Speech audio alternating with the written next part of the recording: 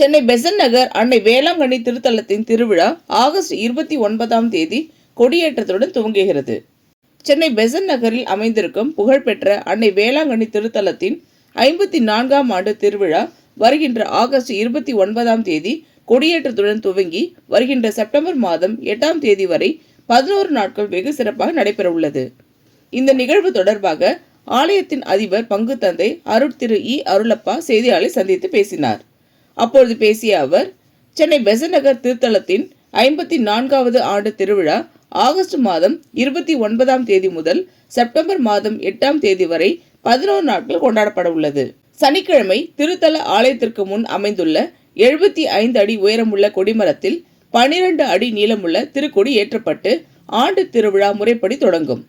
அலங்கரிக்கப்பட்ட கொடியும் அன்னையின் தேரும் அருகில் உள்ள வீதிகளில் பவனியாக வந்து மாலை 5:45 மணிக்கு அன்னையின் உருவம் பதிந்துள்ள திருக்கொடி சென்னை மயிலை உயர்மறை மாவட்ட பேராயர் மேதகு ஜார்ஜ் அந்தோணிசாமி அவர்களால் புனிதம் செய்யப்பட்டு ஏற்றப்படும். இதற்கு பிறகு ஆடம்பர கூட்டு திருப்பலி நடைபெறும். லட்சக்கணக்கான பக்தர்கள் வருவார்கள் என எதிர்பார்க்கப்படுகிறது. அனைவரும் திருமறை கண்டு கழிக்க 3 LED திரைகள் அமைக்கப்பட உள்ளது என்றும் மேலும் நடைபெற உள்ள திருவிழா பற்றி செய்தியாளரிடம் விளக்கி கூறினார். அனைத்து ஊடக நண்பர்களையும் அன்போடு அன்னை வேளாங்கண்ணி திருத்தலத்திற்கு அழைக்கின்றோம்.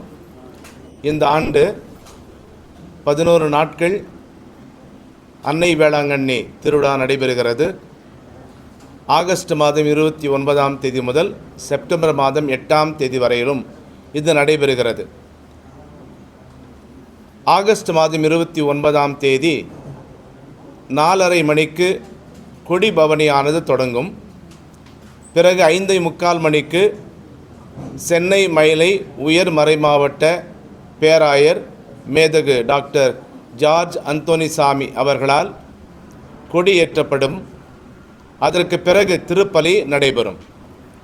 குறிப்பாக இந்த கொடியேற்றுகின்ற நிகழ்விலே லட்சக்கணக்கான மக்கள் பக்தர்கள் வந்து கூடுவதை கடந்த ஆண்டுகளிலே நாம் பார்த்திருக்கிறோம். இந்த ஆண்டும் அவ்வாறு லட்சக்கணக்கில் பக்தர்கள் வருவார்கள் என்கின்ற ஒரு எதிர்பார்ப்பு நமக்கு உண்டு. அதற்கு பிறகு அடுத்த நாள் 30ஆம் தேதி ஞாயிற்றுக்கிழமை நற்கருணை பெருவிழா. இந்த நற்கருணை பெருவிழாவின் போது திருப்பலிக்கு பிறகு நற்கருணையானது பவனியாக குறிப்பாக எலியட்ஸ் கடற்கரை பீச் வழியாக எடுத்து வரப்படும். பிறகு 7ஆம் தேதி அன்னை மரியாவினுடைய திருத்தேர் திருவிழா. அன்றைக்கு மாலையிலே 5:30 மணிக்கு தேர் பவனியானது தொடங்கும். பிறகு ஆடம்பர கூட்டு திருப்பலி சென்னை மயிலை பேராயர் அவர்களால் நிறைவேற்றப்படும். பிறகு 8ஆம் தேதி அன்னையினுடைய பிறப்பு பெருவிழா. காலை 2 மணி முதலே திருப்பலிகள் தொடர்ந்து நடைபெறும். பிறகு அன்று மாலை 5:30 மணிக்கு ஜெபமாலை மற்றும் கொடி இறக்குகிற அந்த திருப்பலியானது நடைபெறும். இத்தோடு இந்த விழாக்கள் எல்லாம் முடிவடையும். இந்த ஆண்டு ஒவ்வொரு ஆண்டும் ஏதாவது ஒரு மைய கருத்தை வைத்துதான் விழாக்களை எடுக்கின்றோம். இந்த ஆண்டு அமைதி என்கின்ற மைய கருத்தை வைத்து இந்த 11 நாட்களும் விழாக்கள் கொண்டாடப்படுகின்றன. அதற்கேற்றாற் போலவே அந்த தலைப்புகளிலே அமைதி அல்லது சமாதானம் என்கின்ற தலைப்பிலே வருகின்றவர்கள் அதை பற்றி பேசுவார்கள், மறையுரை ஆற்றுவார்கள். ஏன் இந்த ஆண்டு இந்த அமைதி என்கின்ற மைய கருத்தை தேர்ந்தெடுக்கப்பட்டது என்றால், உங்களுக்கு தெரியும், கத்தோலிக்க திருச்சபையிலே புனிதர்கள் என்று ஒரு சிலர் இருக்கிறார்கள். அவர்களில் ஒருவர் தான் புனித பிரான்சிஸ் அசிசியார். இத்தாலிய நாட்டிலே பிறந்தவர், 13ஆவது நூற்றாண்டிலே வாழ்ந்தவர். அவர் 1726ஆம் ஆண்டு இறந்தார். அவர் இறந்ததனுடைய 800வது ஆண்டை நினைவு கூறுகின்ற வகையிலே அகில உலக திருச்சபை எங்களுடைய திருத்தந்தை அவர்கள் இந்த ஆண்டை யூபிலி ஆண்டாக அறிவித்திருக்கிறார்.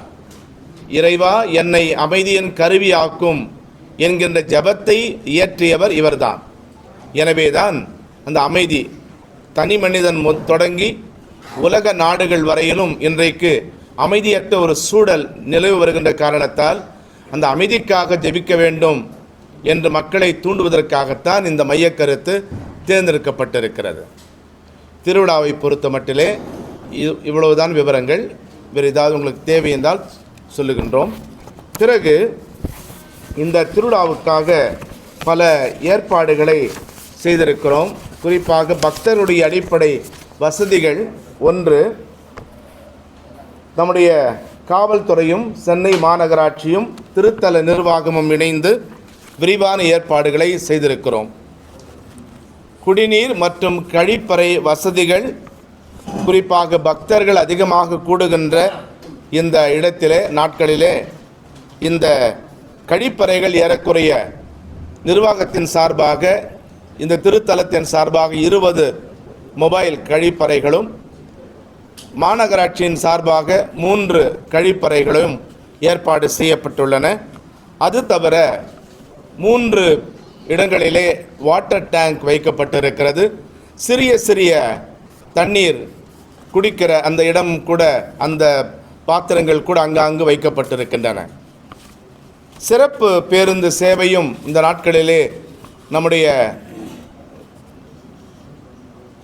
பாரிமுனை, சென்ட்ரல் ரயில் நிலையம், கோயம்பேடு, பெரம்பூர், வில்லிவாக்கம், அயனாவரம், வடபழனி, தாம்பரம், வேளச்சேரி மற்ற பகுதிகளிலிருந்தும் மாநகர போக்குவரத்து இந்த பேருந்துகளை ஏற்பாடு செய்திருக்கிறார்கள்.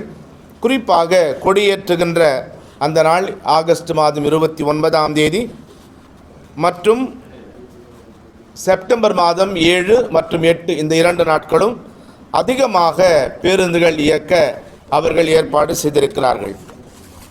மருத்துவ முகாம்களும் அவசர சிகிச்சைக்காக உதவிக்காக திருத்தல வளாகம் மற்றும் பீச் பகுதிகளிலே முதலுதவி மையங்கள், ஆம்புலன்ஸ் வாகனங்கள் நிறுத்தப்பட்டுள்ளன.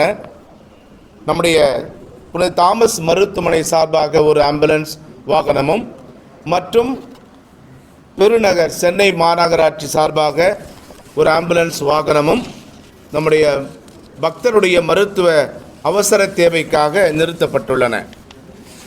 மற்றும் தூய்மை பணிகள் திருவிழா நாட்களிலே உங்களுக்கு தெரியும், பல பேர் வந்து கூடுகின்ற இந்த நாட்களிலே குப்பைகளை உடனடியாக அப்புறப்படுத்த மாநகராட்சி சார்பில் உர்பேசர் கூடுதல் தூய்மை பணியாளர்களை நியமித்து இந்த பணியும் அவர்கள் மேற்கொள்கின்றார்கள்.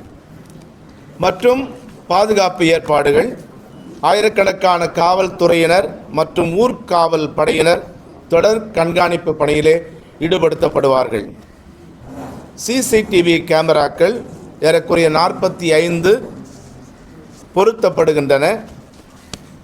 ஆலயத்தை சுற்றியும் மற்றும் கடற்கரை சாலைகளிலும் இந்த கண்காணிப்பு கேமராக்கள் மற்றும் கண்காணிப்பு கோபுரங்கள் அமைக்கப்பட்டு தற்காலிக கட்டுப்பாட்டு அறை மூலம் கண்காணிக்கப்படுகிறது. கடற்கரை பாதுகாப்பு மற்றும் தீயணைப்புத்துறை பெசன்ட் நகர் கடற்கரை அருகில் இருப்பதால் பக்தர்கள் கடலில் இறங்குவதை தவிர்க்க கூடுதல் தடுப்புகள் அமைக்கப்பட்டு கடலோர பாதுகாப்பு குழுவினரும் தீயணைப்பு வீரர்களும் மீட்பு படகளோடு பணியில் அமர்த்தப்படுகின்றார்கள்.